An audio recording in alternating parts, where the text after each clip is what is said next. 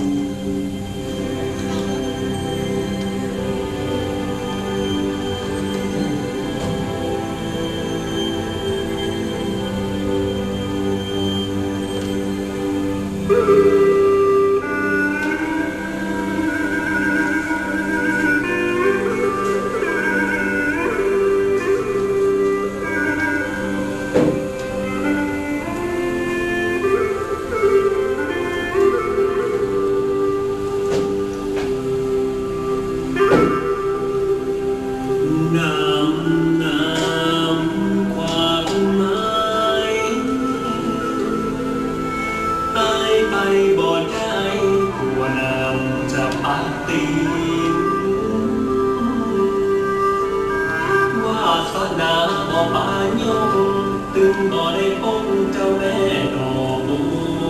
ดินถ้าน้องเป็นห่วงอายจะจมเสียงน้องเป็นสังขยากีฬามากเมียงจะเห็นซ้ำยังเสียงตึงบ่ทันได้โอ้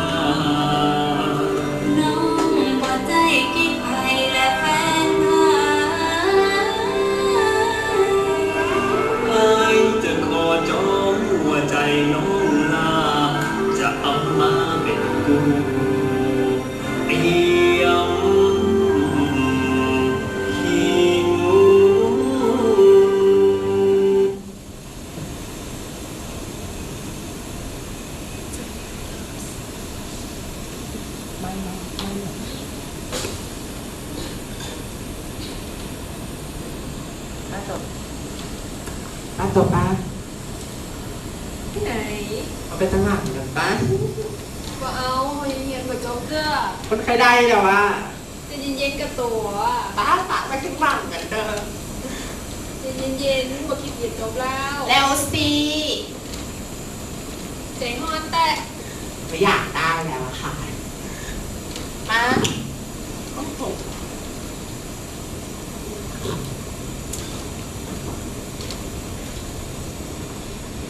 แจ็คกับโรสเป็นแฟนกันตั้งแต่สมัยเรียนป .4 ด้วยกัน จนกระทั่งถึงม .6 แต่บัดนี้มีเหตุให้ทั้งสองต้องพรากจากกัน เนื่องด้วยเรื่องการศึกษา ซึ่งทั้งสองต้องแยกจากกันเพื่อไปศึกษาต่อ แจ็คสามารถสอบเข้าไปเรียนต่อที่ออกซฟอร์ดและโรสเธอได้สอบติดสาขาเครื่องกลที่โปริลานาเชียงใหม่ ฉะนั้นเขาทั้งสองจึงได้นัดพบกันบนเรือไททานิกเพื่ออำลาซึ่งกันและกัน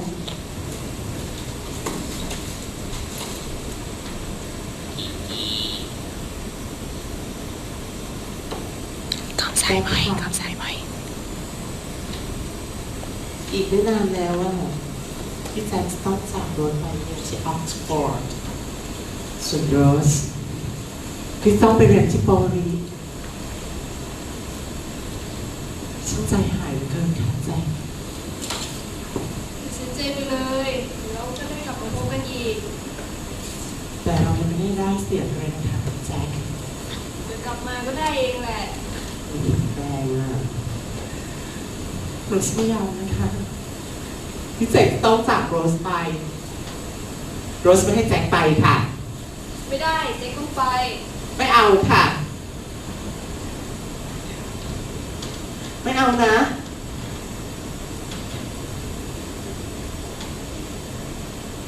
ไม่เอาเลยค่ะแจ็ค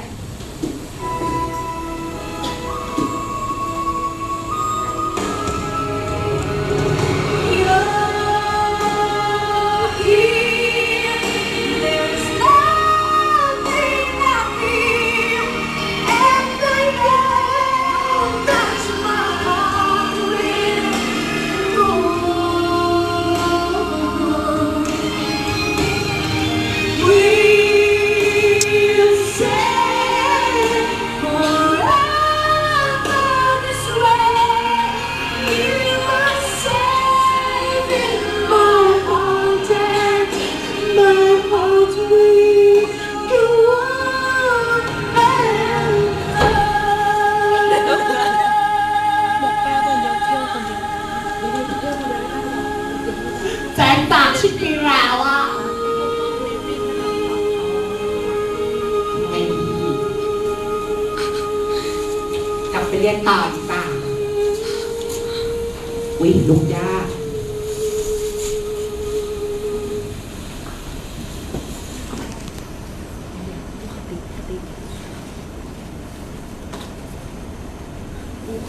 หลังจากนั้นไม่นานอีก8 ปีแจ็คและโรสก็มาเจอกันแจ็คคะโรสฉันได้แล้วตอนนี้ ขอฉันแต่งงานสิคะ แต่งงานหนูนะ ไม่ปฏิเสธค่ะในที่สุดแจ็คและโรสก็แต่งงานกันแจ็คคะณเรือน้อยที่ลอยน้ำปิงแห่งนี้จะเป็นสัญลักษณ์ความรักของเราสองคนค่ะ อัพโหลด และนั่นก็จบด้วยแฮปปี้เอนดิ้ง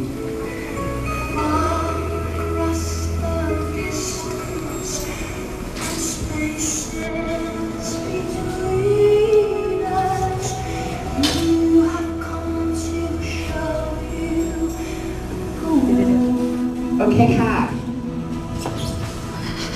สำหรับข้อคิดในเรื่องการแสดงละครชุดนี้นะคะ ก็สอนให้เราในเรื่องของการศึกษานะคะเราจะสังเกตได้เห็นได้จากตัวละคร2 ตัวนี้นะคะ ไม่ว่าจะเป็นแจ็คและโรสนะคะต่างมีความจำเป็นและจากการก็ต้องเรียนเพื่อนเรื่อง ชี้ให้เห็นถึงความสำคัญว่าการศึกษาเนี่ยมีความสำคัญนะคะแล้วก็ยกจิตใจคนให้เป็นสุขนะครับขึ้นจะเห็นได้จากเราลองคิดดูสิว่าถ้าสมมติว่าสองคนนี้นะคะเขารักกันแต่เขาไม่ไปเรียนนะคะอนาคตก็สมเหตุตรงนั้นแต่ว่าเขาสองคนเนี่ยได้เลือกไปที่จะเรียนนะคะฉะนั้นเขาจึงมาพบกันที่เรือน้อยลอยน้ำปิ่งนี้ด้วยความสุขและก็มีฐานะที่ดีเพราะว่าการศึกษาเองนะคะขอเชิญสมาชิกขึ้นมาตรงนี้เลยค่ะ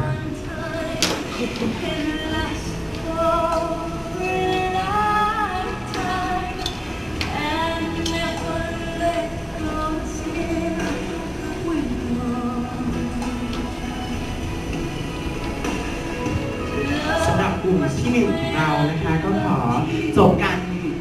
แสดงนะคะละครเวทีเรื่องชายชนิดตำนานเรือนั่งร้อยเรือร่างน้อยลอยน้ำปิงนะคะหากมีข้อผิดพลาดประการใดก็ขออภัยผู้ชมณที่นี้ด้วยนะคะขอบพระคุณมากค่ะ